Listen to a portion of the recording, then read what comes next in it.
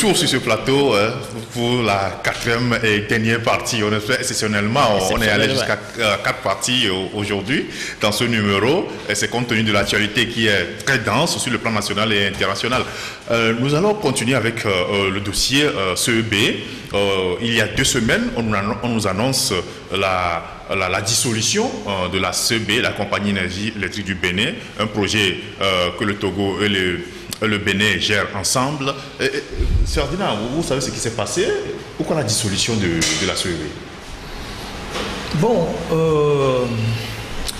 je pense qu'il a été dit, je ne sais pas si c'est un audit ou bien à la suite d'une réunion des chefs d'État, que la CEB traversait des difficultés, qu'il y avait un problème de gestion. Vous savez que la gestion de la CEB incombe aux 2 pays. Je crois que c'est un Béninois qui est directeur, un Togolais adjoint.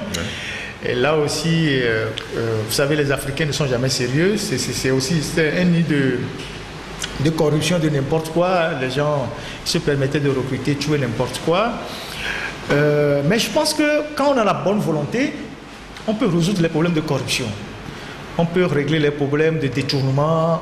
On peut régler les problèmes qui sont des problèmes en fait liés à la gestion de toute entreprise ou de toute société, qu'elle soit étatique ou qu'elle soit gérée par plusieurs États à la fois. Mais je ne pense pas que ce soit une raison suffisante pour acter la dissolution de la CEB. Je pense que les raisons de la dissolution de la CEB sont ailleurs.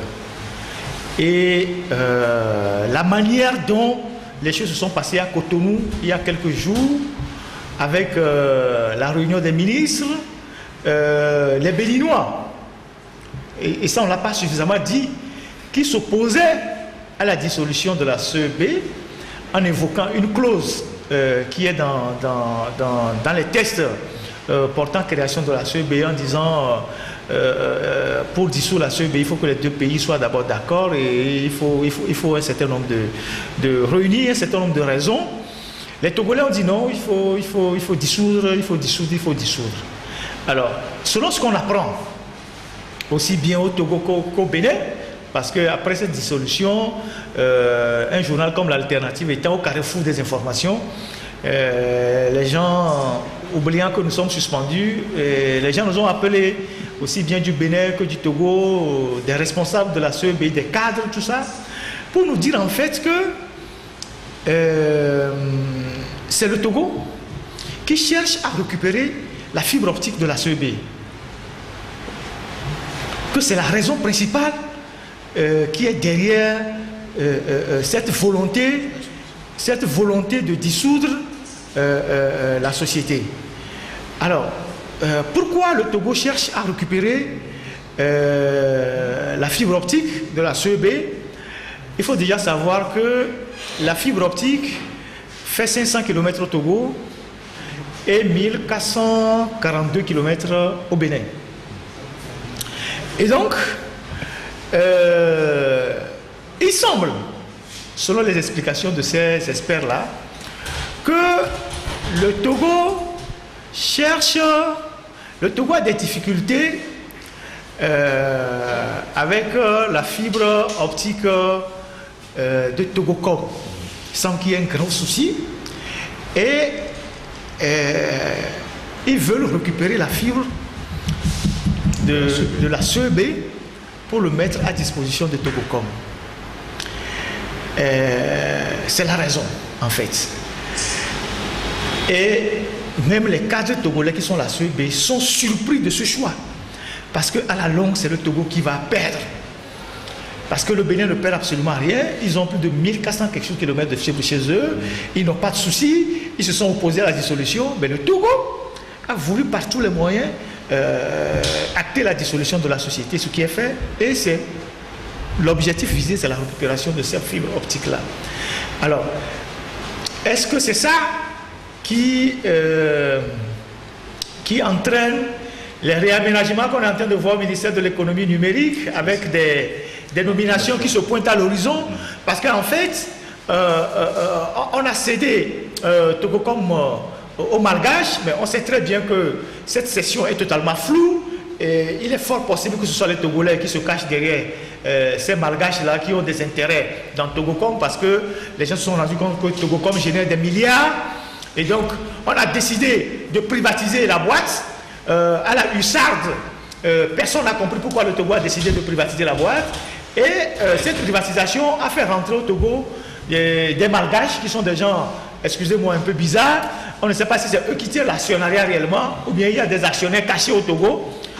Mais cette information que les cadres de la CEB nous ont donnée en disant que, en fait, le Togo cherche à récupérer la fibre optique de la CEB pour la mettre à disposition de Togocom, parce que la fibre de Togocom ne marche pas bien, pour le lancement de la 5G.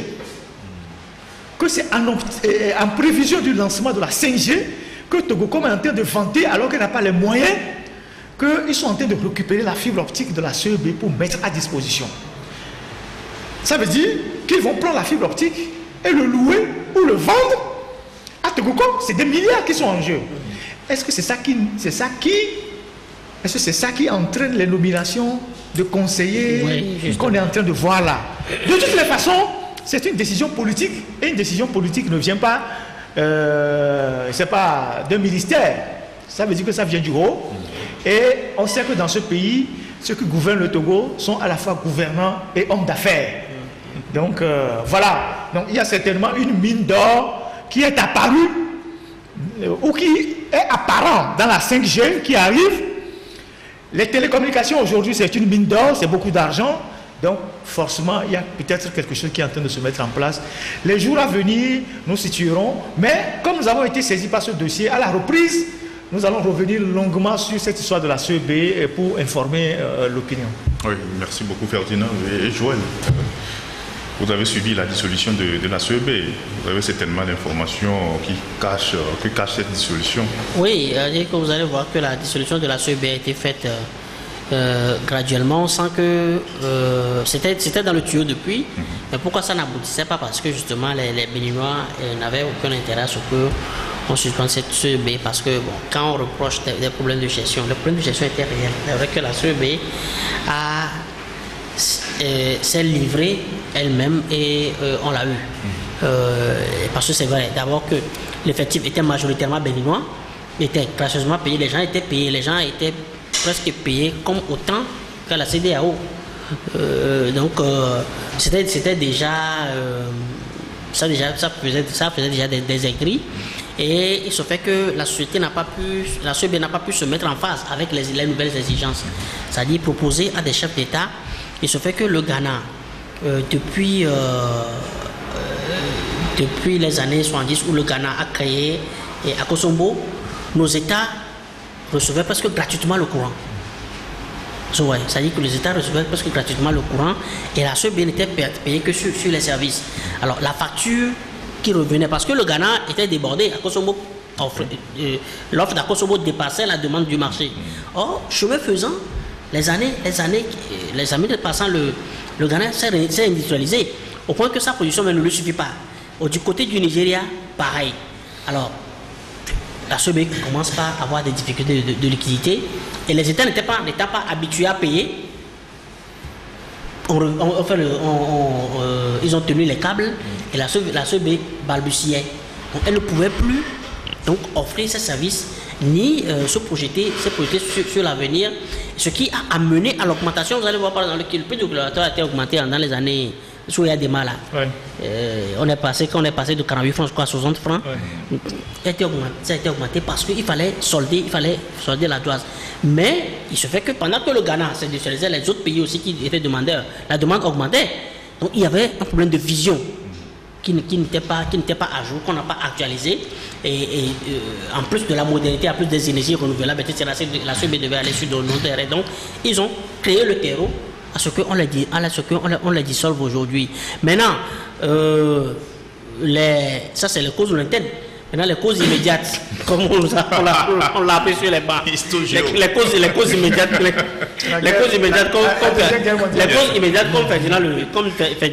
comme Ferdinand avance, c'est l'un des éléments probants, c'est la nomination de de l'ex-monsieur Togo Télécom à la présidence, et avec le titre de ministre du numérique, on sait qu'il n'a jamais été en deux secteurs avec Sina. Donc ça veut dire que des lobbies classiques, bien sûr, ça veut dire que ce n'est pas des lobbies de la modernité, ça veut dire de l'ancienne école, ont pesé tellement dans la balance que on dit, mais attends, faites éclater ça sur bien, on va récupérer ce qu'il faut récupérer. Alors notre homme, c'est le monsieur Télécom, il connaît un peu le langage, mettez-le à côté de vous. Mais bon, on s'est également rendu compte que l'attelage entre Fonya Singbe et Bidamo a toujours éclaté. A toujours éclaté parce que c'est un monsieur qui se fait toujours téléguider par les sanctions qui sont derrière, qui ne sont jamais satisfaites, etc. Et il a été éjecté. Maintenant, il y a un bras de fer qui se crée aujourd'hui entre Sina et elle. Et parce que Néa n'était jamais d'accord avec Sina avec ses manies, avec sa méthode, les barons ne l'ont jamais supporté. Or, c'est Sina qui était au pilotage de la privatisation de Togo, comme dont la privatisation même, en fait, les détenteurs sont ce qu'on appelle en cuisine une macédoine. Parce que vous voyez les Malgaches qui sont là, mais derrière eux, c'est les Indiens. C'est les Français. Oui, j'oublie un peu le nom de ces Indiens-là. Il y a une famille, toute une fratrie là qui est derrière. C'est le cousin, le papa, etc. Qui sont derrière. Chaque fois, ils sont collés au DG pour montrer que, bon, en fait, le truc, c'est eux. C'est à eux, ça appartient. Et derrière, vous avez les Français, l'opérateur, le responsable du réseau Free en France, etc. Donc, c'est une Macédoine. Et après, c'est pour dire que c'est Agou Holding, qui est une togolaise. Donc c'est carrément une Macédoine là-bas. Et donc, bon, est-ce que en temps, le jeune prince, le jeune doyen ne contrôle plus les choses au point qu'on a voulu faire amener Bidamo pour essayer pour essayer de voir clair, ou Bidamo lui il est là juste pour... Non, il contrôle tout. Oui, c'est aussi parfois... cette appréciation qui ne cadre pas avec la réalité. Et c'est de cette manière que les gens se trompent sur fort. Il contrôle tout. Il est au cœur de tout. Tout parle de lui, tout revient à lui. Tout comme son père était. Tu sais, les intérêts qui sont dans cette affaire-là sont énormes. Et donc, il sait que, bon, voilà, il y a un nouveau chantier qui veut l'ouvrir. En récupérant cette fibre optique dont on vient de parler là, bon, il ne veut pas non plus aussi lâcher sa belle dame. C'est aussi une manière parfois de donner des gages à certains, mais toujours de continuer dans sa logique. Moi, je fais ce que je veux, on ne m'impose pas. Oui, peut-être. Il veut amener la dame à mieux encore le servir. Parce que quand la femme se sent menacée, elle devient encore plus. Donc tout ça, c'est des combines, tu vois. Les Italiens appellent ça des combinations. C'est des combines et donc on amène tout le monde et puis bon, on tient bien la barque, quoi. Voilà, moi je ne pense pas que quelque chose lui échappe. Donc voilà un peu le scénario derrière la CEB, mais c'est un feuilleton qui s'est ouvert. C'est un feuilleton qui s'est ouvert qui est intéressant parce qu'on se demande si nos États aujourd'hui, parce que tout ce qu'il y a eu à la tête de la société, où l'ex-DG a appris, et notamment qu'il a été dégommé pendant que à la veille on est venu le rassurer qu'il est encore DG, etc. Mais c'est pour dire qu'il y a un jeu très puissant qui se joue là, parce que c'est beaucoup de milliards, qui sont en jeu. Dans ce registre, tu vas apprendre également les velléités de privatisation de la société, parce que jusque-là, c'est Sina qui a la commande. Sina qui a été la commande avec l'autre béninois, Chegoun Bakari, le conseiller, qui n'a pas pu faire des miracles. Achadi Chegoun Bakari, qui n'a pas fait des miracles avec la SBE, au point que Talon les a remerciés. C'était les hommes de Yahi Boni, en fait. Voilà, c'est lui qui est... Oui, s'il était bon talent, il allait peut-être le conserver.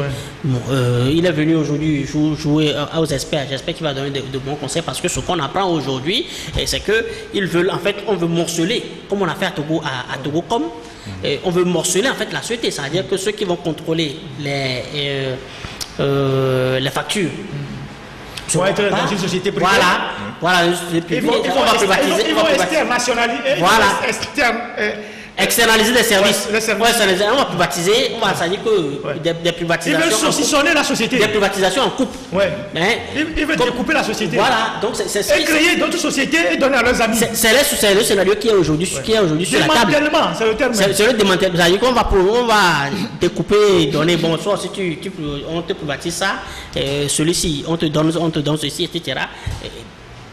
Maintenant, est-ce que les cadres de la boîte aussi vont se taire? Les vendeurs de compteurs vont créer leur société. C'est aussi ça. Il a dit, oui. Les vendeurs de compteurs vont créer leur société. La politique, un peu comme... C'est que le Togo, le Bénin aussi suscite l'envie du Togo parce que, au moins Talon, aujourd'hui, il a réussi à le faire. Ce qu'on a servi tout dernièrement, PME, branchement gratuit pour les PME là, ben, c'est un projet que le Bénin a réalisé depuis. Que le Bénin a réalisé depuis. Pourtant, on était partis sur le même point. Ouais. On devait en arriver là, mais là, on était là à faire des guerres des guerres ethniques, des guerres de réseau. On a laissé la gouvernance même pour se mettre dans des petites choses. Au point qu'aujourd'hui, on se rend compte que, ben, aujourd'hui, même si on dissout la CEB, le Bénin ne s'en sort pas trop parce que le Bénin a déjà annoncé son indépendance énergétique pour 2022. Dans un an, maximum depuis 2023, le Bénin sera en indépendance énergétique.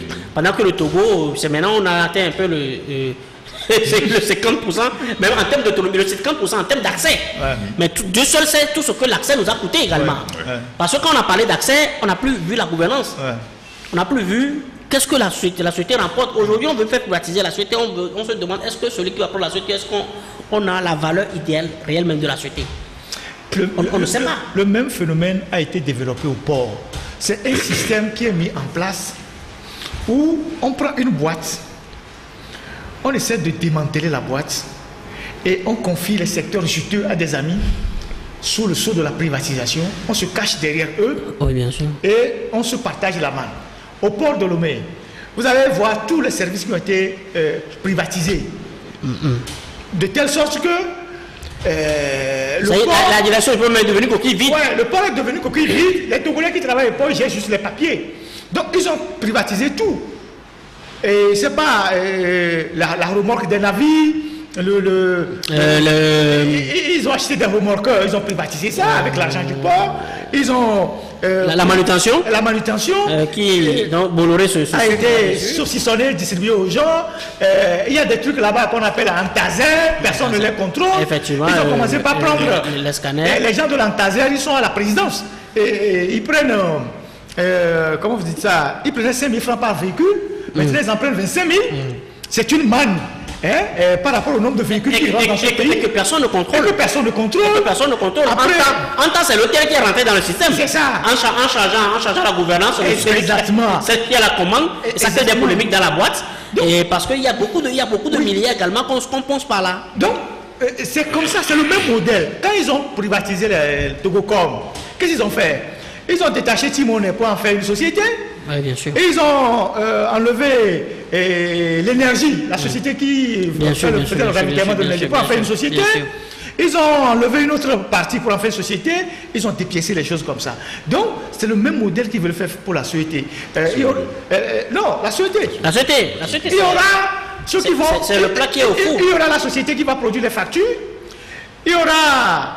la société qui va commander les compteurs. Oui, non, il y a même la production qu'on veut donner à quelqu'un. Il y a la production qu'on veut donner à quelqu'un. La production, ils ont du mal à trouver le preneur parce que ça coûte cher. Ça coûte cher. Avec le contour global, qui pèse avec son TKP. Il y a une société qui va commander les câbles et les poteaux. Effectivement. Donc c'est comme ça qu'ils veulent dépiécer la société. Et tout ça là, ils vont vous expliquer, ils auront des termes juridiques pour vous expliquer que non, que tout ça c'est le même groupe, mais on a essayé d'externaliser pour que les choses se passent bien. Et derrière, chaque petite société qu'ils vont créer, c'est leurs gars qui seront derrière, ils vont se partager l'argent. Donc, c'est comme ça que le pays fonctionne. C'est devenu carrément une mafia tentaculaire que à cette allure-là, les jeunes ne peuvent jamais trouver du travail. Le Haut Conseil de la mer le Haut Conseil de l'emploi, des vieux jeunes, moi je les appelle comme des vieux jeunes, ne trouveront jamais de l'emploi. Parce qu'en fait, tout ce qu'ils font en train de fabriquer là, c'est pour eux-mêmes, c'est pour leurs intérêts et c'est pour garnir leur propre compte. Voilà. Merci. Nous sommes talonnés par le temps. Nous allons aborder notre dernier sujet en rapport avec... La semaine dernière, c'est l'image qu'on nous a présentée, nous avions dit ici sur ce plateau. C'est un enfant qui a rencontré le Père Noël au perron de l'Élysée avec souris aux lèvres la dernière fois. C'est l'image, c'est la caricature que nous donnons à l'image. Parce que c'est ça. Et voilà, l'opposition, je pense que c'est vous, Joël. L'opposition a assisté à cela la semaine dernière. Macron a reçu Fogna Singbe finalement. Les gens disent. Macron a reçu Fogna Singbe finalement. Bon, tu dis l'opposition a assisté. D'abord, pour moi, on n'a plus d'opposants. On n'a que des accompagnateurs des ailes marchandes du pouvoir qui... parce que sur les questions brûlantes, par exemple, sur cette audience, ils ne disent rien. C'est la presse française qui a fait le travail un peu à leur place. Et parce que ce qui a fait le tour des réseaux sociaux, quand le canard enchaîné parle du variant, la France est le variant togolais. Mais c'est tout dit. Parce qu'on a déjà un problème, vous apportez un autre problème. Alors maintenant, avant d'arriver, oui, on a déjà un problème qui est Covid. Nous sommes face, il y a le variant qu'on ne maîtrise pas encore, vous nous apportez un autre problème. Mais avant de revenir à ça, maintenant en termes d'incidence sur l'actualité nationale, c'est passé comme un fait divers. On a tambouriné sur ça, mais c'est parce que les Togolais n'attendent plus. Cela veut dire que les Togolais se détachent un peu de cet espoir de voir une France en Zorro venir les sauver. Là, on est en train de réfléchir à trouver une solution en interne. Que Macron ait reçu Fogna Singbe. D'abord, en termes de relations bilatérales, ça ne veut pas dire que Fogna Singbe a plus d'onction. La preuve, c'est qu'on est revenu tel qu'on a cru qu'on allait tambouriner, célébrer cette audience. Ce n'était pas le cas. Ça s'est limité au Conseil des ministres où on dit bon, le Premier ministre a félicité son patron pour avoir renforcé les relations entre le Barry, etc. On nous dit qu'on a signé de gros contrats. Bon, c'est comme quand on fait un plat, ça y est, le décoratif. Faut mettre le décoratif, que ce soit beau. C'est ça. C'est tout. Sinon. Et puis les gros contrats qu'on a signés là, il y avait quel homme d'affaires dans la délégation? Justement, il y avait quel homme d'affaires dans la délégation? Déjà que la composition de la délégation c'était un problème, ça fait le truc des réseaux sociaux. Et donc on ne sait pas d'abord la plus-value pour le citoyen togolais. Nous on s'est même demandé quelle sera la facture pour le contribuable. Parce que quand vous vous engagez, ça veut dire que vous avez négocié cette audience à coût de milliards. Vous l'avez obtenu. Et ce que vous avez promis aux Français, il faut que vous le fassiez. Et parce que le canard enchaîné a été très clair là-dessus. Vous vous engagez à gérer, à jouer une partition qui rassurera la France sur le front malien. Contre combien? Contre les 752 milliards qu'on veut voter pour le budget, c'est comment on appelle le budget de renforcement militaire, c'est ça? Oui. Et on va voter pour l'armée. Oui. Augmenter l'effectif de l'armée de 17 000 hommes à 22 000 à l'horizon 2023. Déjà, on a créé une force qu'on installe, une force spéciale qu'on installe. Ça veut dire que le territoire togolais est maillé par des camps. Dans chaque région, vous avez un ou deux camps. Dans chaque quartier. Ah bon, dans chaque quartier, merci. Oui, mais si ce n'est pas un camp, c'est un poste de gendarmerie, un commissariat que vous avez. C'est ça, vous faites ça et vous me parlez de développement. Pendant que vous émiettez les régies financières du pays dans les médias privés, et on parle de développement. Alors on prend l'argent, on augmente le budget de l'armée. Continuellement, on n'a rien contre nos amis en treillis, parce que si le pays était gouverné, c'est valable, c'est courageux monsieur allait servir valablement ailleurs. Ils auraient pu embrasser d'autres choses qui va mieux les valoriser. Mais bon, comme il n'y a rien, parce qu'aujourd'hui l'armée est devenue le secteur qui crée le plus d'emplois. Ouais. L'armée est devenue une porte de sortie. Ouais. Beaucoup y vont, pas par conviction, mais bon, parce qu'il n'y a que ça. Parce que chaque fois que l'armée organise, on recrute au moins 1000, 2000 personnes, c'est quelque chose. Et puisque quand tu es soldat, tu peux déverrouiller certaines portes. Et donc, moi, je vois que cette visite en France, je ne sais vraiment ce que ça a apporté aux citoyens. Moi, encore contribuer, sinon que c'est une facture que ça va apporter. Maintenant, face au silence des opposants, je ne suis pas vraiment étonné outre mesure, parce que on n'a plus d'opposition. On constate, on revient à notre lutte pour voir comment faire pour que le Togo ne soit plus obligé de payer des factures à la France, parce que juste on veut maintenir le régime cinquantenaire. Merci beaucoup, Joël. Ferdinand, finalement, Fort peut se dire, voilà, je l'ai fait. Non, je pense que c'était une visite qui était recherchée depuis. Il y a eu certainement des contacts, des négociations. Peut-être Macron était réticent pendant longtemps, mais à un moment donné, il a dit bon. Non, c'est pas peut-être. Il était réticent, il avait bien dit. Et puis après, bon, il s'est dit bon, pourquoi pas.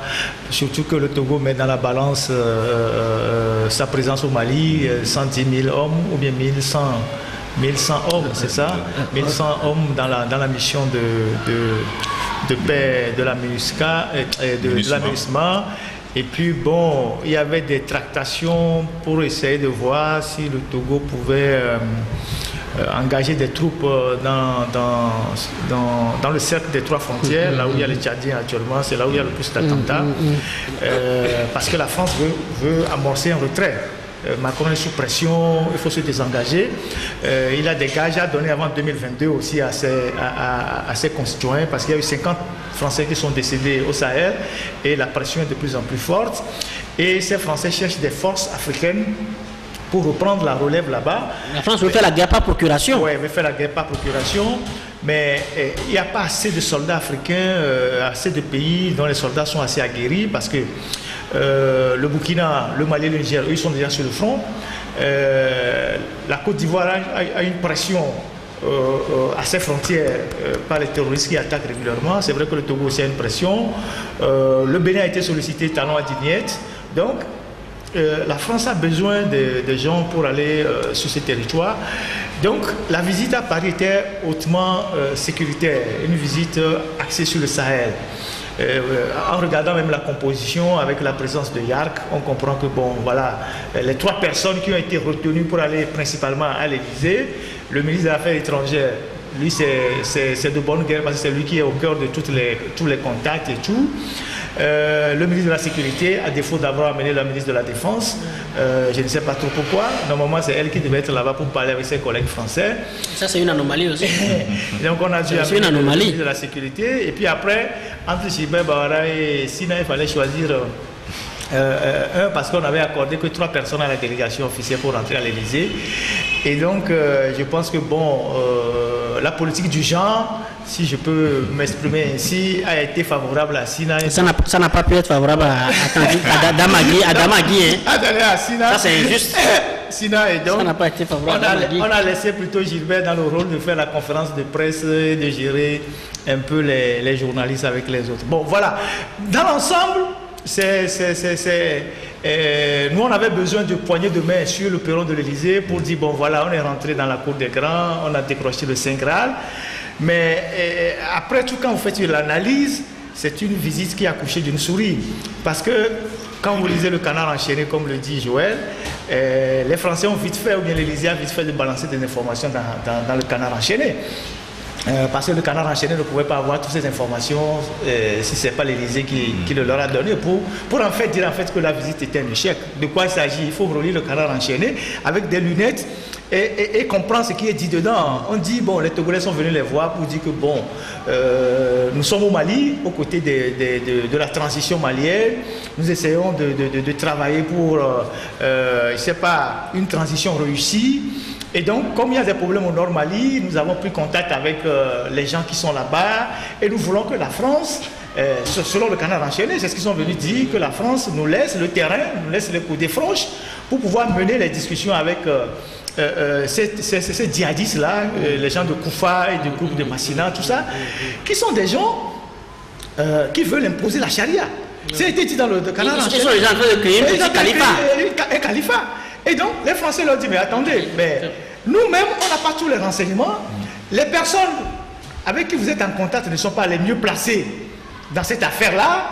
Et vous allez sur un terrain miné. puisque nous-mêmes on a des difficultés, vous allez sur un terrain très miné, et je ne comprends pas pourquoi les Togolais disent que nous voulons y aller, parce que d'abord, ces gens-là, qui sont en train de créer un califat, ils sont déjà en train de violer la constitution malienne, parce que le Mali, quoique c'est un pays de forte obédience musulmane, est un pays laïque. Même la Mauritanie, qui est l'un des tout premiers pays de l'Afrique à être un pays islamique, on n'impose pas le voile aux gens. Le voile, il y a certains qui en portent, d'autres n'en portent pas. Mais les gens avec qui le Togo veut discuter là, ils veulent imposer la charia, le califat. Ils veulent mettre le califat là, c'est dit dans l'article. Et les Français disent, mais non, mais écoutez, c'est très complexe pour vous, vous ne pouvez pas aller... Bon, disons que c'était le menu principal de la visite. Et si le canard enchaîné dit, ça n'a pas marché, il faut comprendre que bon, les choses n'ont pas été aussi simples pour eux que ça. Maintenant, nous allons chercher quoi là-bas? Nous avons des hôpitaux qu'on n'arrive pas à équiper. Nous avons des routes qu'on n'arrive pas à construire. Nous avons des écoles qui ont des toits en paille. Nous avons des localités à côté de Lomé ici qui n'ont pas de l'eau à boire. Nous allons chercher quoi dans le désert malien là-bas, que nous voulons être un acteur. On veut s'imposer comme le nouveau Compaoré de la sous-région. On veut jouer à la médiation pour amener les partis à s'entendre. Et en prenant le risque d'exposer notre pays, nous allons chercher quoi là-bas? Mais laissons les Maliens régler leurs problèmes. Au Mali, c'est vrai qu'on dit il y a les intérêts qui sont en jeu, c'est vrai. Et le Sahel, principalement le Mali, c'est l'un des plus grands producteurs d'or aujourd'hui en Afrique de l'Ouest, après le Ghana. Le Mali, je crois, il y a le Ghana a 167 tonnes, le Mali, par an, le Mali a 74 tonnes, le Burkina 64 tonnes. Et c'est une manne que les terroristes sont en train de convoiter. Et parce que les terroristes aujourd'hui, pour financer leurs activités, la prise d'otages ne marche plus tellement comme avant.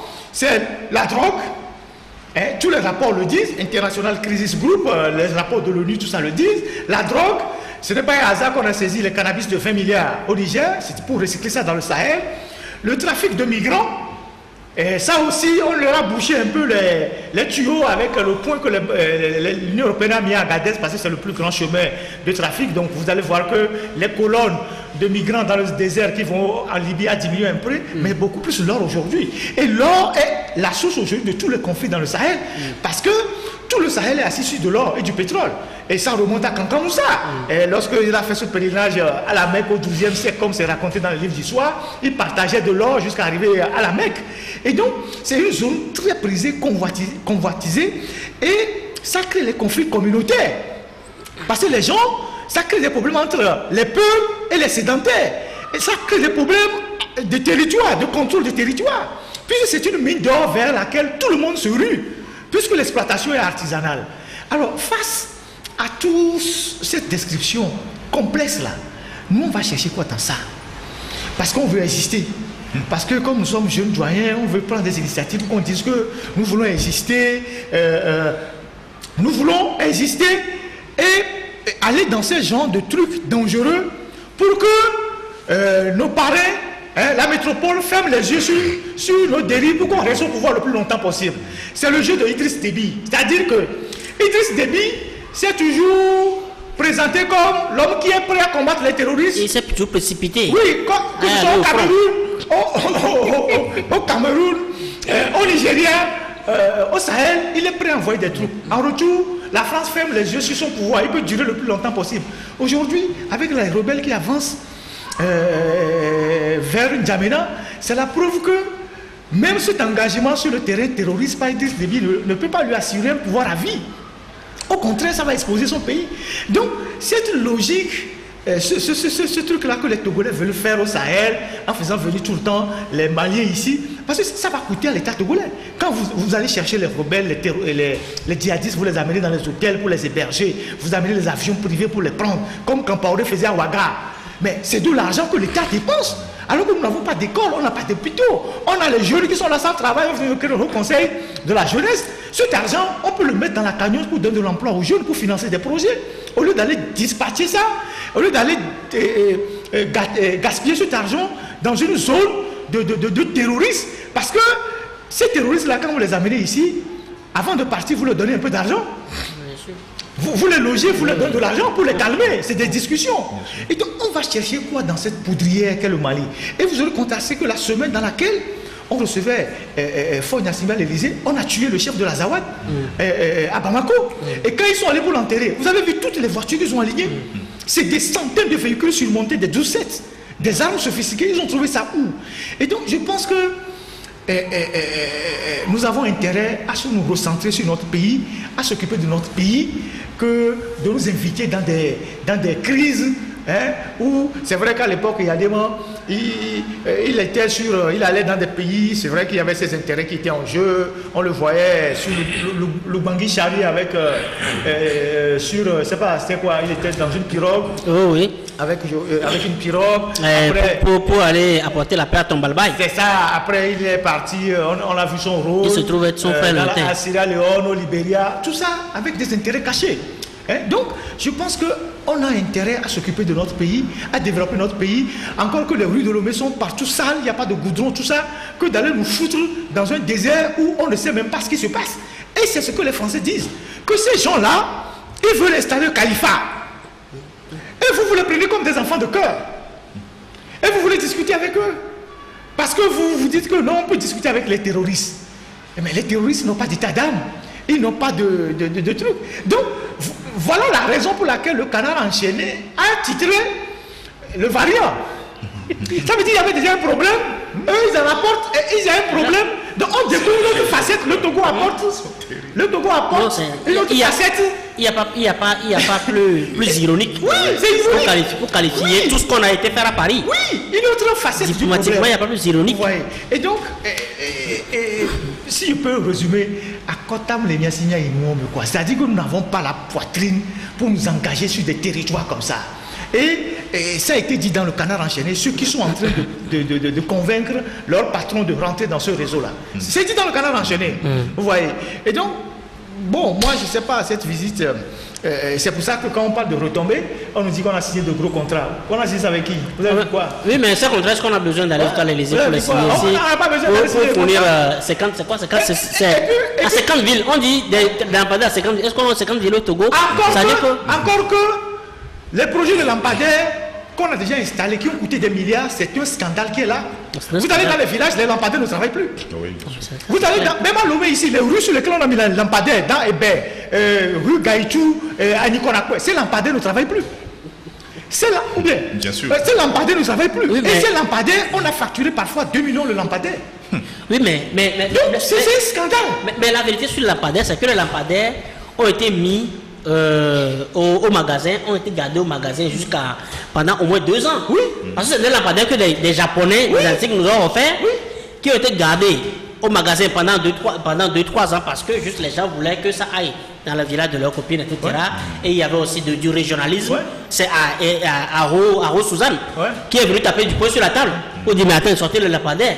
Et parce que c'est dans le même scénario, on voulait également faire recruter, quand la mairie voulait recruter dernièrement, on a tout fait traîner juste parce qu'on voulait recruter, on voulait faire recruter des amis des frères de village, etc. Et parce que par le ministre qui était là à l'époque, suivez mon regard, et c'est Suzanne Aho qui est raison pour laquelle la dame aussi, on a tout fait pour lui pourrir la vie. Et aujourd'hui, elle n'est que l'homme d'elle-même. Mais tout à l'heure, quand Ferdinand parlait le Canard a soulevé quelque chose, et que le Canard dit si tu dois avoir un interlocuteur, c'est la pire des options que les Français devaient prendre. Exactement. Ils ont dit ça. Que c'est la pire des options. Et ils ont indiqué, effectivement, Ferdinand le dit, celui qui a amené le jeune doyen sur ce terrain. Et le jeune doyen ne pouvait pas refuser parce que cette visite négociée à l'Élysée est l'expression de la fébrilité. Nous revenons encore sur ça, on l'avait déjà dit. Et qu'avec l'affaire Bolloré, qu'on a réchauffé à quelques jours de sa visite, pendant que Bolloré est un breton, pendant que l'autre, le monsieur affaires étrangères, c'est un breton. Macron a dit que les bretons sont des mafieux. Effectivement, Macron n'a pas caché son aversion pour les bretons. Or, c'est avec ce breton là qu'on a négocié pour obtenir la visite à Paris. Et bon, le Jean-Baptiste qui a été a trouvé que le breton, parce que eux-mêmes ils sont consommateurs de ces genres de ces mafias là, et donc aujourd'hui on obtient, mais quelles en seront les conséquences? Tant pour lui, parce que comme je l'ai soufflé un peu quand Ferdinand intervenait, on veut effectivement prendre tout l'étoffe du jeune doyen, comme comparer les terres. Ouais. C'est lui qui recevait, c'est lui, il négociait même les prises d'otages, il prenait sa part dessus, etc. Mais ça veut dire qu'on ne soit pas étonné que bientôt on va voir dans nos hôtels les gens turbanés. Les gens turbanés. On va bientôt dans nos hôtels, les gens turbanés, on va bloquer les hôtels pour eux, comme on en a connu sous le temps du vieux, avec les Fodé Sanko, un boucher. Et il était le promoteur du manche courte, manche longue. On a connu les Guillaume Soro, on a connu les Savembi qui avaient amassé leur richesse ici. Et tous ceux qui sont véreux sont bien accueillis dans la capitale togolaise. Alors si on dit nouvelle ère, est-ce que vraiment nous sommes dans une nouvelle ère? S'il y a encore cette expression-là. Hein? Bon, ok, d'accord, il y a plus cette expression, mais vous parlez de l'opposition, bon, Joël l'a si bien dit. Je pense que, vous savez, parfois quand on parle de l'opposition togolaise, surtout des leaders, c'est avec beaucoup d'amertume, parce que nous avons des gens fondamentalement, je dirais, qui sont animés d'une certaine ingratitude, qui sont réfractaires à toute analyse critique. On voit même ce qui se passe dans leur parti, quand des voix discordantes dans leur parti se lèvent pour dire mais nous sommes en train de prendre un chemin qui va vers la perdition, on les traite de moins que rien. On leur lance des fatwas. On les traite de moins que rien. Et c'est des gens qui se disent démocrates et qui essaient de vouloir déclencher des fronts avec la presse. Et pourtant, comme je l'ai dit dans la première ou deuxième partie, dans un passé récent, on accompagnait ces gens-là parce que nous estimons que c'est pour le bien du Togo, c'est pour la démocratie. Sans que personne ne le demande, nous avons mis nos journaux à disposition avec les risques pour accompagner ces leaders. Je me rappelle, quand les gens il y avait des conflits ici, UFC, ANC, on a pris position sans que personne ne le demande. On a participé à cette bataille-là. Les députés qui ont été renvoyés à l'Assemblée, on a conduit cette bataille jusqu'à ce que, bon, les gens ont été après dédommagés. Et comment ça s'appelle, en 2010, avec le FRAC, on était là à relayer toutes les activités et tout. On a même participé en privé à aider certains leaders à pouvoir tenir des discours dans les meetings en leur faisant des fiches. On n'a jamais rien demandé en retour. Et CST, on était les initiateurs, nous les journalistes, et bien évidemment on a accompagné. C14, on a accompagné tout en mettant les leaders en garde, en disant écoutez, on est en train de vous voler, faites attention. Et puis après, tout ça s'est tombé à l'eau. Et on est arrivé à 2020. Et je pense que sur ce plateau, moi j'avais dit clairement qu'il ne fallait pas aller à cette élection. Je l'ai démontré pourquoi il ne fallait pas aller à ces élections, que les élections là, c'était perdu d'avance. Parce qu'aucune condition n'était réunie pour tenir ces élections. Mais bon, nous sommes juste des journalistes, on donne des avis, on n'est pas des politiques. Les gens sont allés à ces élections, non pas pour gagner, mais croyant conserver leur place habituelle pour pouvoir être les forces dominantes, apparaître comme les forces dominantes de l'opposition. Bon, cette fois-ci, ils ont fait face à d'autres courants qui sont arrivés et qui ont chamboulé, c'est pas la machine. Le pouvoir en a profité pour régler la machine à sa manière. Et donc, mais nous ne sommes pas responsables de leur choix politique. Ce n'est pas nous qui leur avons dit d'aller aux élections. Tout ce qui se passe aujourd'hui, nous l'avons prévu. Nous avions dit qu'il ne se passerait rien. Mais les gens ont dit qu'il faut aller aux élections. Mais quand les gens sont allés aux élections et qu'on a constaté que c'est la dynamique qui avait le vent en poupe, en bon démocrate et journaliste engagé, nous avons accompagné la dynamique. Ça n'enlève en rien à nous la position que nous avions eue avant. Alors, pour ça, on devient maintenant des cibles des leaders. Quand ils se lèvent dans leur maison, c'est nous qui sommes le menu du thé qu'ils prennent. À midi, c'est le menu. Le soir, c'est le menu. Mais bon, ils n'ont qu'à boire un peu de l'eau glacée, ça va leur passer. Parce que nous sommes des journalistes. On n'est pas des militants de partis politiques. Et nous l'avons démontré.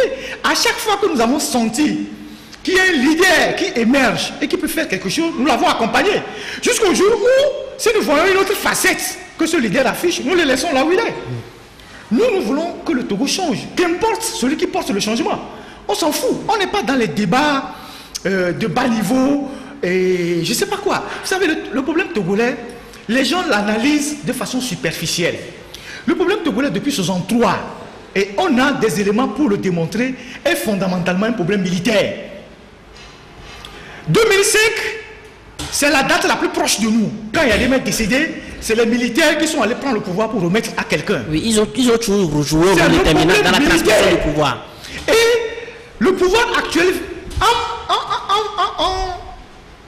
en déployant tout ce que nous voyons sur le plan militaire, en votant les lois pour débloquer 700 milliards, en créant les casernes, tout ça, continue de nous montrer que le problème togolais est militaire. Mais le problème togolais a aussi un soubassement ethnique. Ça, c'est clair. Et donc, quand vous avez ces deux éléments et que vous les mettez dans la balance,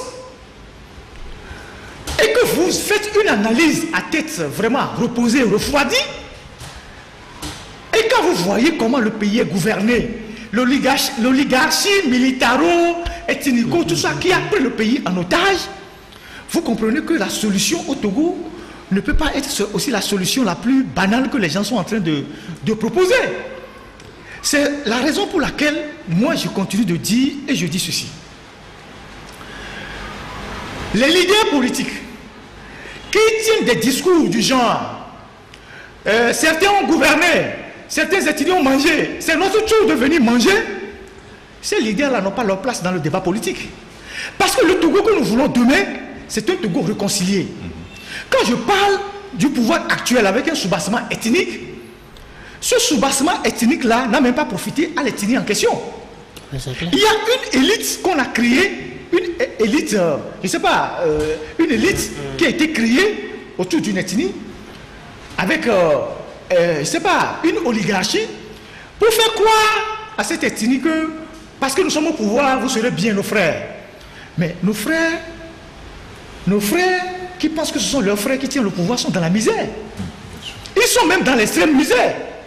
Vous allez dans les villes comme Kara, vous allez dans les localités comme Pia. C'est ici qu'on était, que le chef canton de Pia a dit qu'il n'y a pas de l'eau. On l'a convoqué, la présidente l'a bien sermonné. Après, le préfet de Kara a dit qu'il n'y a pas de l'eau dans le barrage de Kara. Et que même Dieu le sait. Et que Dieu le sait, il a dit ça. C'est quelqu'un qui était aide de camp du chef de l'État. Donc, vous prenez par exemple nos frères Kabia aujourd'hui, je m'excuse d'aller sur ce terrain, l'élite Kabia qui tient le pouvoir a profité du régime, mais les Kabia en majorité sont dans la misère. Donc on ne peut pas venir tenir des discours du genre, les Kabia ont mangé, ce serait notre tour de manger après, ou les évêques ont mangé, ce serait notre tour de manger après, ou les gens d'année ont mangé, ce serait notre tour de manger après. Non, nous allons faire le changement dans ce pays avec toutes les ethnies, de manière à ce qu'on construise une nation. Mais s'il y a des gens qui ont posé des actes, il y aura des dispositions pour les punir. Mais on ne peut pas venir nous servir des discours du genre avec des replis identitaires en disant oui, tel ethnie a mangé, on n'a plus besoin d'eux dans la lutte. C'est ça qui fait que nos frères qui sont Kabiens et qui rompent les amarres avec le régime, on dit qu'on ne fait pas d'eux dans l'opposition. Mais comment vous voulez prendre le pouvoir? Comment vous voulez prendre le pouvoir si vous ne mettez pas, je ne sais pas comment dire, le facteur ethnique? Quand vous ne prenez pas le facteur militaire en jeu? Mais on sait très bien que la dictature au Togo recrute dans toutes les ethnies. C'est une dictature qui recrute dans toutes les ethnies. Les gens qui sont là, qui sont aujourd'hui, qui ont le vent en poupe, ils sont dans toutes les ethnies. Vous prenez les Évés, les Mina, les Wati, je ne sais pas, les Bassa, les Konkomba, les Mouba, tous ces gens-là sont recrutés pour servir la dictature. Il suffit de prendre une carte, de prendre un tableau et de lister tous ceux qui sont. Vous verrez que les gens sont de toutes les ethnies.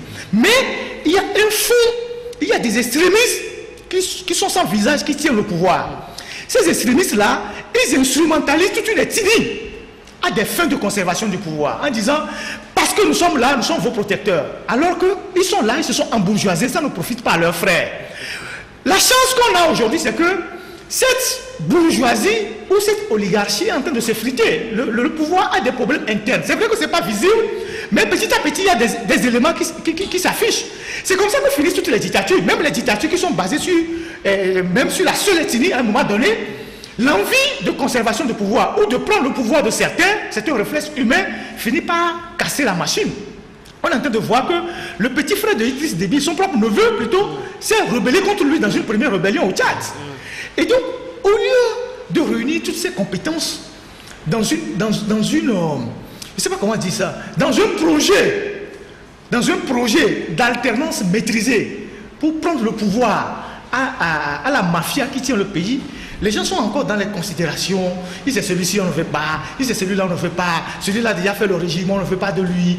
Alors que nous-mêmes, nous avons contribué pendant longtemps aussi à maintenir le régime.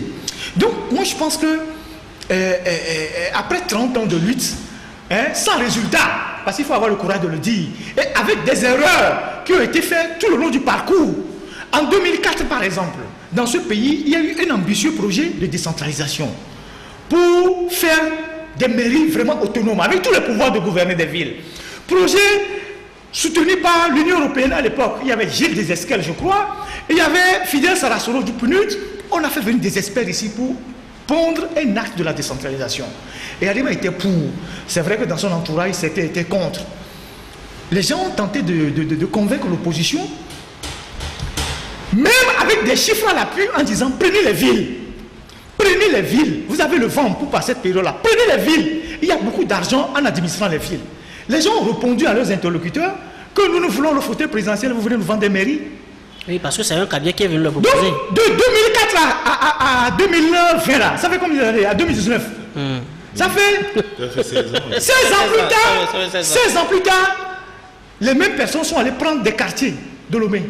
Alors qu'avant, 15 ans avant, on leur proposait des villes entières. Ils ont refusé. Je ne sais pas si vous comprenez. Des villes entières avec tous les pouvoirs qu'ils auront pour administrer ces villes-là. Ils ont refusé. 16 ans après, on a saucissonné des quartiers dans des villes. Moi, je les appelle des CDQ, ce n'est pas des mairies. Et des gens ont accepté de prendre ça. Et ils sont fiers d'être des maires. Je ne sais pas si vous comprenez. Ça, c'est des erreurs qu'on peut relever. 2005, les bisbilles entre l'UFC, Aboibo, tout ça, pour la primature et les réformes. L'opposition n'a pas su gérer ça. Nous sommes d'accord. Faure a repris du poil de la bête. Alors que Faure était très faible en prenant le pouvoir dans ces conditions-là. Bon, 2010, on va voir comment ça s'est passé. 2015, il y avait un débat fou dans ce pays, même 2014 plutôt, avec l'implication des ambassadeurs et de certains acteurs politiques qui ont dit, écoutez, avec les histoires de CPDC rénovées, signez la limitation de mandat. On considérera que le mandat de 2015 qui finit était le premier mandat de Faure, et de 2015 à 2020, ce serait son dernier mandat. Les gens ont dit jamais. Les gens ont dit jamais qu'ils ne vont pas signer. Les ambassadeurs se sont impliqués, des personnes se sont impliquées. Les gens ont dit qu'ils ne signent pas. Mais aujourd'hui, on a Faure jusqu'à 2030. Ceux qui ont refusé de signer, ils ont dit, nous ne voulons pas donner 2 autres mandats à Faure. Mais en refusant de signer, ils ont laissé le boulevard. En 2019, c'est là qu'ils ont fait les législatives, je crois. 2018. Décembre 2018. 2018. Les histoires de CENI, vous vous rappelez? On est allé à Conakry, on a demandé qu'on prenne la moitié de la CENI. Le fameux accord du 18 novembre. Le pouvoir aussi est la moitié, mais Gilles Christ ne voulait pas céder. Les gens sont allés à Conakry, ils ont pris des engagements. Et les chefs d'État ont appelé Gilles Christ. Gilles Christ refusait de céder, d'enlever son dernier représentant à la CENI, parce que les gens ont dit, si on vous donne ça, est-ce que vous irez aux élections? Ils ont dit oui. Et les chefs d'État voulaient voir dans quelle manière ils pourraient repousser un peu les élections compte tenu du délai. Donc, mais il y avait une pression terrible sur le pouvoir. Le ministre des Affaires étrangères du Nigeria, il est venu au Ghana, après il a atterri à Lomé ici. Il est venu, Bouhari mettait la pression sur Faure. Faure appelait Gilles Christ. Gilles Christ refusait de céder. Faure s'est déplacé jusqu'au domicile de Gilles Christ, à Moukafou là-bas, ou bien à Uti, pour le supplier d'enlever le monsieur parce qu'il avait la pression. Parce que le ministre des Affaires étrangères du Nigeria doit prendre la décision pour partir prendre l'avion. C'est comme ça que Faure est allé chez Gilles Christ, le supplier. Je ne sais pas ce qu'il lui a promis, tout ça, avant que Gilles Christ ne cède. On cède, on annonce maintenant que l'UFC part de la CENI. Et donc le dernier poste revient à l'opposition. C'est en ce moment que l'opposition décide de ne pas aller aux législatives. C'est là où le président du Nigeria dit, ces gens-là ne sont pas sérieux. Vous voyez? Et donc, après, on apprend de la bouche des propres leaders que c'est certains qui ont refusé la C14 qu'ils aillent aux élections, que d'autres voulaient y aller. Et donc, le pouvoir voulait le pousser au boycott. Puisque le pouvoir a fait des sondages. Et le pouvoir s'est rendu compte que, même 3 sondages, le pouvoir s'est rendu compte que la C14 dans sa composition, si elle allait même aux élections de façon divisée, le pouvoir perdait tous les sièges de l'Assemblée nationale. Donc, ils ont fait un jeu pour le pousser au boycott. Alors, qui sont ceux qui ont été complices de ce jeu-là? Je ne sais pas si vous voyez. Et donc, il y a ces choses-là qui sont là, que nous nous remémorons et qu'on analyse en tant que journaliste. Maintenant, en les analysant, ce n'est pas forcément qu'on accuse quelqu'un. Or, nous, notre rôle, c'est d'informer l'opinion. Maintenant, quand des leaders envoient leurs fanatiques nous insulter et tout ça, nous, on fait notre travail de journaliste. Et nous, on a des trucs.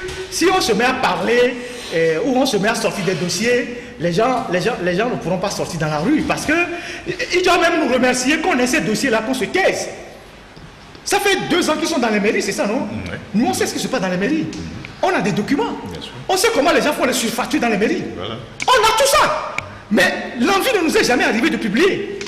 Les gens qui disent que quand ils vont prendre le Togo, ils vont le gouverner autrement, les 2-3 quartiers qu'on a rassemblés pour leur donner, on sait comment ils font les factures. Surtout dans les étreintes de fin d'année. On a les documents. Mais l'envie ne nous a jamais pris de les publier. Alors si les gens ont envie d'ouvrir les fronts avec la presse, bon, nous on a suffisamment de munitions pour les affronter.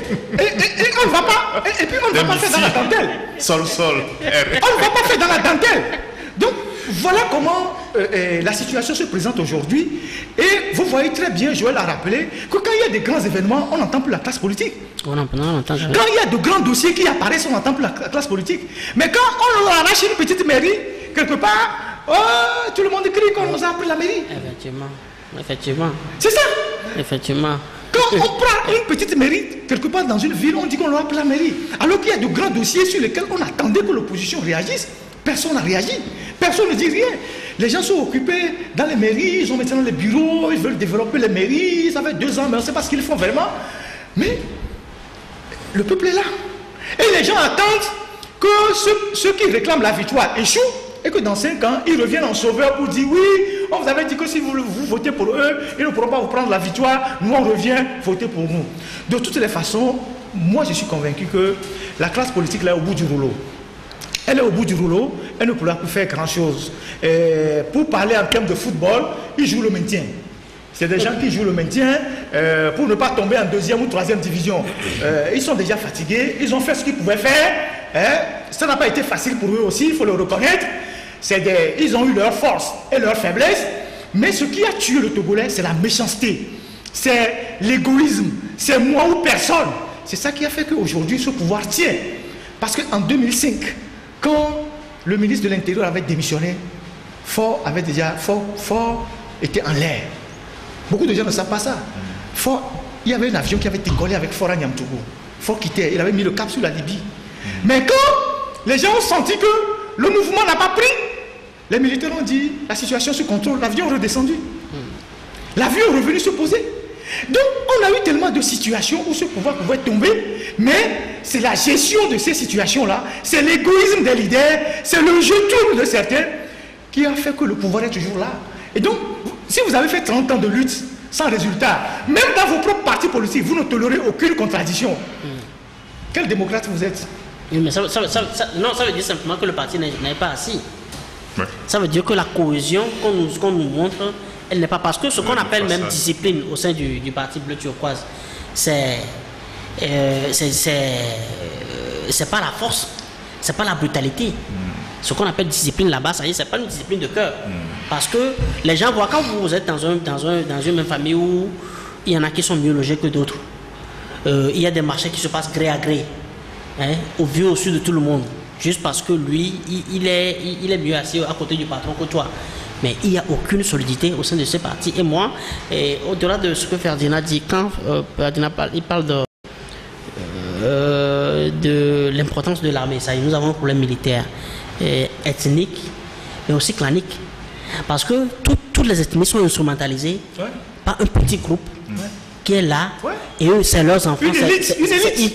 Ils ne sont même pas une élite. Oui. Est-ce qu'ils ont une C'est une mafia. C'est une mafia. C'est une mafia. C'est une mafia. Ils insultent toutes les ethnies. Parce que tantôt on vous dira, donc, quand on le dit que c'est un cancer qui est la primature, non, que c'est vous qui êtes aux affaires. Ouais, c'est ce qu'ils disent. En quoi est-ce que je suis concerné? En rien du tout.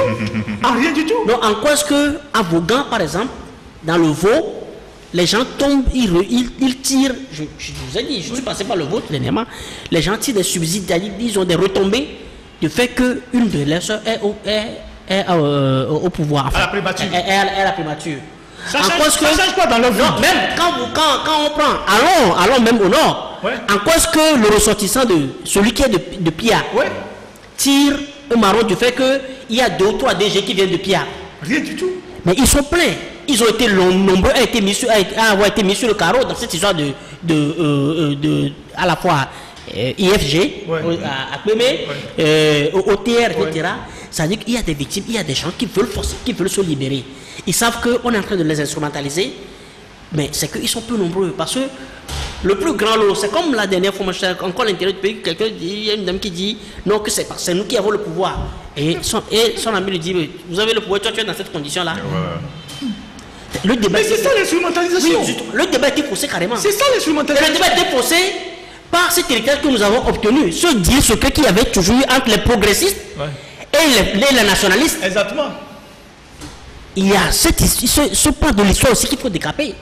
Les nationalistes qui ont toujours soutenu indirectement les progressistes, mais viennent jouer au fossé devant nous. Mais on le voit aujourd'hui dans la gestion des mairies. On le voit. Chaque fois, Ferdinand a relevé tout à l'heure toutes les fois qu'on a eu l'occasion de mettre en ce pouvoir. Mais ce monsieur était là, a dit non, il faut un faux blocage. C'est des tigres édentés qui crient qu'ils n'ont rien. Ils n'ont rien dans le fond. Mais juste parce qu'ils sont instrumentalisés par le camp, ils sont des partenaires du camp d'en face qui leur disent non, dites non, ça ne passe pas. Et donc, nous, on passe. Et donc, et le jeu continue. Et le jeu continue. Et le jeu continue. Et quand tu vois, ce sont ces petits clans-là qui s'entendent, qui se retrouvent après pour se partager les succès du pouvoir. Et pendant qu'on laisse ceux qu'on nous qualifie aujourd'hui de dictateurs en tête, ils sont accompagnés par quelques groupes. Et la majorité est dans la misère. Dans la salle de banquet, comme j'aime le caricaturer, ceux qui sont au pouvoir, ils ont leur table. On a dressé une petite table pour les autres aussi. Mais eux, tous sont dans la même salle de banquet. Ils sont tous dans la même salle, de banquet. Le peuple ne peut même pas ramasser les subsides qui sont par terre. Non, même pas les arrêts. Il prend l'aspirateur, il passe là-dessus, sur les miettes qui tombent. Donc il faut arrêter. C'est-à-dire que c'est ce peuple-là qu'il faut démanteler. Les Togolais doivent comprendre ça. C'est pour cela que si les gens continuent de jouer... Non, c'est une utilité publique. C'est un exercice. C'est une utilité publique. Il y a des pour libérer les esprits. Il y a des pans de l'histoire du Togo que les gens essayent de cacher volontairement. Je ne sais pas si vous comprenez. Il y a des pans de l'histoire du Togo que les gens qui se réclament nationalisme, machin, tout ça, nous aussi nos parents étaient nationalistes, mais peut-être pas aussi connus que les autres, mais on sait ce qui s'est passé. Les gens qui sont allés chercher Yadema le 14 avril 1967, il allait prendre le pouvoir, ceux qui ont semé les troubles à Lomé, et ceux qui sont allés le chercher pendant qu'il est monté rapidement en grade pour devenir chef d'état-major colonel, les gens qui sont allés le chercher, ceux qui ont fait ce deal-là, c'est des nationalistes, croyant que comme il n'a pas été à l'école, il est machin, tout ça, ils vont le mettre à la présidence, ils vont l'entourer et puis après ils vont le mettre dehors. Oui, parce qu'on voulait régler le problème de Bruniski. Parce qu'il fallait chasser Bruniski, parce qu'il y avait cette haine-là. Mais en amont, on voulait régler le problème de Anani Santos. Oui, c'est ça. Et donc, mais lui, quand il a pris le pouvoir, il a fini par les liquider tous pour conserver le pouvoir. Mais ceux qui ont été gentils avec lui, il les a conservés dans son long règne. Donc il faut que les gens réfléchissent. Et quand vous dites ça, les gens qui sont des descendants du nationalisme vont dire oh c'est faux que vous racontez des histoires. C'est des pans de l'histoire du Togo qui sont là et qui ne veulent pas qu'on en parle. Et donc moi je pense que nous sommes arrivés à un carrefour où il faut beaucoup plus de réflexion. Il faut que les jeunes Togolais lisent, apprennent. Il faut qu'ils sortent des réseaux sociaux. Il faut qu'ils apprennent. Il faut qu'ils regardent, ils analysent pour comprendre où est-ce que nous sommes en train d'aller. Donc, quand les gens disent que nous n'aimons pas leurs leaders, non, hier on les aimait, nous étions leurs chouchous. Oui, mais quand on défendait la cause d'un 9 députés, on était ici, les gens venaient tous les jours nous voir en plein bouclage avec des papiers à publier. On ne leur demandait jamais de l'argent. On ne leur a jamais rien demandé. Quand on défendait la cause des 9 députés là. Notre problème avec eux, c'est que nous sommes nous sommes indépendants d'esprit et de moyens. Nous ne courons derrière aucun leader. Et ça, nous le sommes depuis. Donc, nous n'avons pas à courir derrière un leader, qu'un leader nous aime ou ne nous aime pas. On n'en a rien à foutre. Comme Joël l'a dit, mais dans les autres pays là, tous les grands partis ont leurs journaux. Hein. Personne ne les empêche de créer leurs journaux pour faire leur propagande tous les jours. Il y a des journaux que Gbagbo a aidés. Même Gbagbo dans la tombe, ces journaux continuent à parler en bien de Gbagbo. Parce que ces journaux sont derrière Gbagbo. Et cela a pesé dans le verdict du tribunal. Parce que ces journaux sont nés, c'est Gbagbo qui les a façonnés. Parce que ces journaux sont allés faire des investigations pour montrer l'innocence de Gbagbo et de Blé Goudé. Exactement. Mais chez nous ici, nous avons pris des risques en mettant des journaux pour accompagner des leaders. Aujourd'hui, ils sont là crachés sur nous. Et ils pensent que nous allons les laisser continuer par utiliser leurs petits zozos là, nous insulter sur les réseaux. Ceux qui ne les connaissent pas, ils vont le faire. Mais s'ils déclenchent un front là, mais c'est intéressant. Parce qu'on va laisser le régime, on va s'occuper d'eux. Parce que nous avons suffisamment d'éléments pour s'occuper d'eux. Et ils doivent même nous remercier que pendant longtemps, nous ne disons rien. Même si parfois on fait des allusions sur eux. Mais ils ont participé à maintenir le statu quo. Donc, aujourd'hui, ils ne sont même pas capables de lire la géopolitique de ce qui se passe dans la région. Et ils l'exploitaient. Ils sont déjà dans leur mairie tranquille. Non, très tranquille. Tranquille. Mais et ils attendent 2025 ou 2024 pour dire que non, on va aller aux élections. Pour venir blaguer sur les gens. Non, il y a déjà les régionales qu'on veut lire. Oui, je pense que le problème des Togolais est plus profond que ça. Et donc, nous, on ne va pas prendre notre temps, on ne va pas consacrer trop d'énergie à s'occuper des leaders. Aujourd'hui, le pouvoir est suffisamment... le pouvoir donne l'impression d'être solide, mais on sait que le pouvoir a vraiment des soucis. Mais c'est qu'en face, il n'y a pas une organisation, il n'y a pas une opposition organisée, structurée, avec un projet clair. Et les représentations diplomatiques, les gens sont fatigués. Les gens sont fatigués d'eux. Parce qu'à chaque fois, vous avez des gens qui montrent, qui n'ont pas de vision, qui sont d'une inculture politique, des choses simples qu'ils doivent comprendre, ils ne les comprennent pas. Après, ils viennent pleurer après que les ambassades les ont lâchés. Non, ils le faisaient sciemment. Exactement. Non, ils le faisaient sciemment. Et tout ça sous le dos du peuple. Et pendant qu'on y est, c'est le peuple pendant 30 ans qui est en train de mourir. Pendant que eux, ils sont dans le... Ils sont parce qu'eux, ils n'ont rien perdu. Mais les peuples ont perdu. Les gens sont morts, les gens ont perdu leur emploi, les gens sont en exil. Aujourd'hui, quand on parle des jeunes, c'est la conséquence de tout ce qu'on a eu aujourd'hui. Qui fait que le chômage des jeunes a explosé. Parce que s'il y avait une situation stable dans le pays et que les règles étaient définies, il devait y avoir des entreprises, les jeunes devaient travailler. Mais eux, aujourd'hui, ils sont logés tranquillement quelque part. Ils ont des voitures de commandement, et ils ont des budgets, et ils nous disent maintenant qu'ils veulent développer les mairies. Oui. Et donc, il faut arrêter ces genres de comédie. Donc, nous allons continuer par faire notre travail. Et notre rôle de journaliste, c'est d'informer, c'est d'éduquer, c'est de divertir, c'est de critiquer, c'est de faire des analyses. Mais s'il y a des gens qui veulent nous arracher ce droit-là, mais ils nous trouveront sur leur chemin. Merci beaucoup, merci messieurs. Tous nos excuses, mes invités étaient incontrôlables aujourd'hui sur le plateau. C'est d'utilité publique. Voilà, c'est d'utilité publique. Oui, il faut qu'on arrête. Bon, Joël peut le dire, il faut qu'on arrête certaines choses. Oui, nous sommes notre temps. Presque arrivés à la fin de cette émission. Joël, ton mot de la fin. Il faut juste que les jeunes arrivent à reconnaître ce qu'on appelle ceux qui jouent du Sisyphe dans la lutte. Ceux-là qui, à chaque fois qu'on monte qu'est-ce que Sisyphe montait on monte la pierre. Quand on monte la pierre, eux, ils le font retomber. Et ils jouent, comme un des influenceurs sur le net le dit, dans chaque pays, les luttes pour l'alternance sont écumées, sont essemées de faux partisans de l'alternance. Ils sont là pour divertir, pour mélanger les cartes, et pour vous servir de fausses motivations, c'est-à-dire de faux sujets, alors que vous devez vous concentrer sur l'essentiel. Pendant que vous prenez la bonne trajectoire, ils vous dévient, etc. Donc on en a connu en 2014, 2015, et depuis 63, comme Ferdinand l'a dit, et leur héritier, c'est eux que nous avons aujourd'hui. Donc il faut que les Togolais nous aident au moins à identifier par eux-mêmes, grâce à tous ces exercices que nous faisons, à l'identifier par eux-mêmes, les faux prophètes là. les faux prophètes, comme les passagers clandestins, j'apprends l'expression.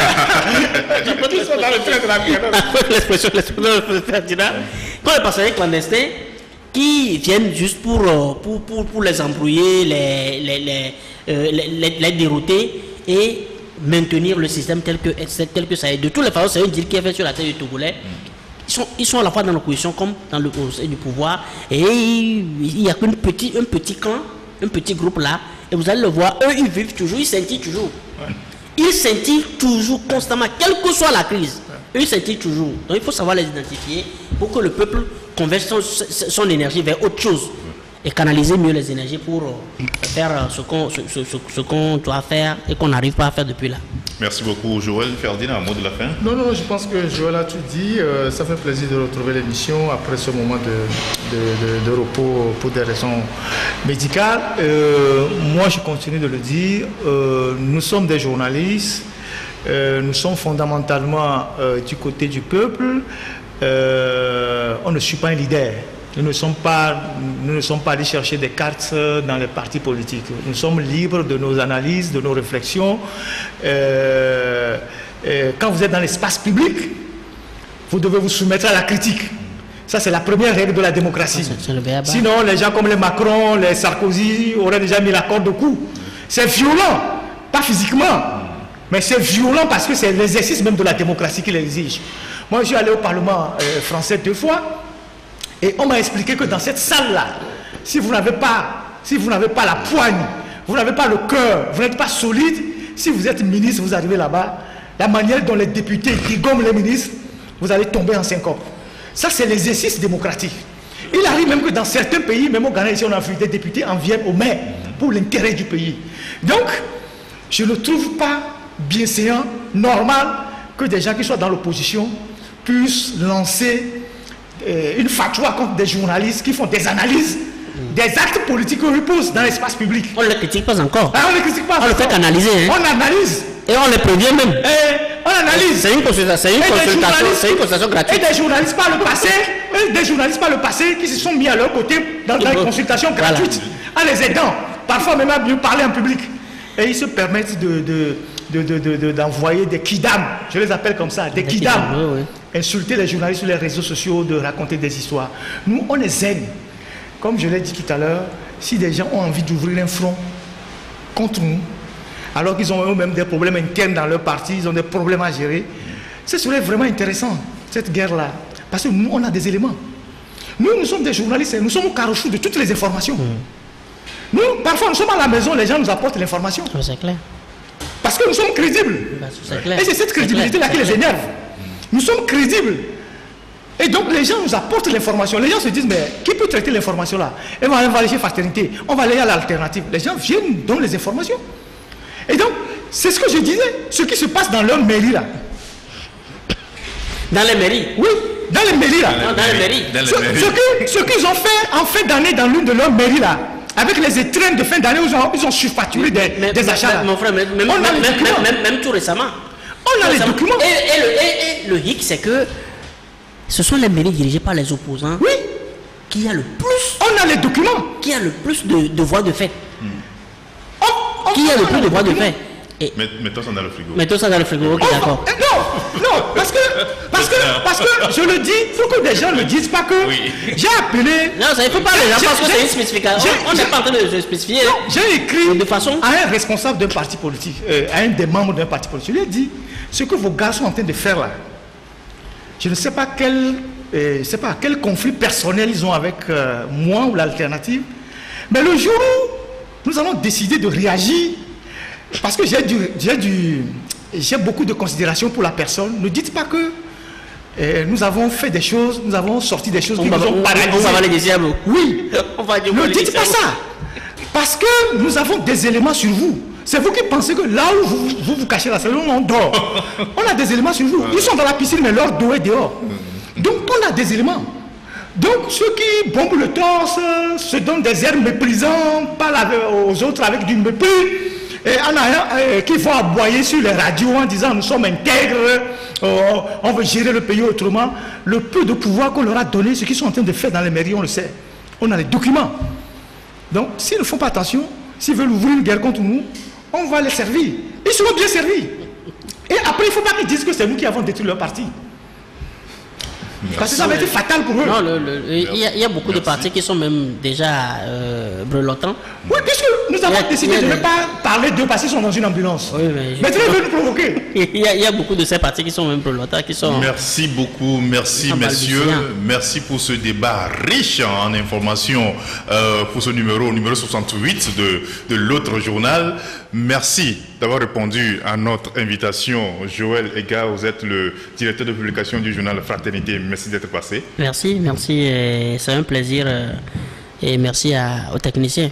Voilà. J'ai vu que même en l'absence de Ferdinand, on faisait des débats ici, mais le retour de Ferdinand t'a boosté. Voilà.